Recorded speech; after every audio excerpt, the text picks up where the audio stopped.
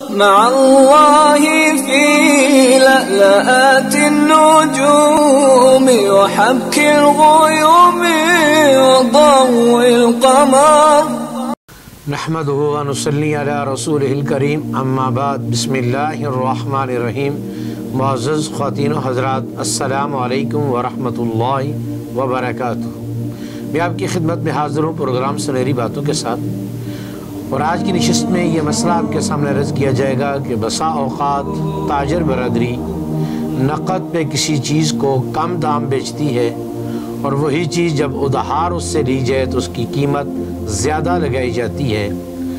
سائل کا سوال یہ ہے کہ ایک ہی چیز کو نقد میں کم قیمت پر دینا اور ادھار میں زیادہ قیمت پر دینا کیا جائز ہے؟ تو یاد رکھیے، نقد میں کم قیمت پر دینا اور ادھار میں زیادہ قیمت پر دینا شرعاً جائز تو ہے، لیکن یہ جو زیادتی ہے اتنی نہیں ہونی چاہیے کہ جو ظلم کے دائرے میں داخل ہو جائے۔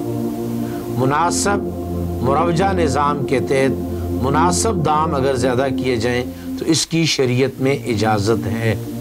تو لہٰذا اگر ایک آدمی نقد چیز کم داموں میں بیچ رہا ہے اور ادھار زیادہ دامنوں میں بیچ رہا ہے تو اس کی شرعاً اجازت ہے، لیکن یہ زیادتی جو ہے وہ ظلم میں نہ شامل چلی جائے۔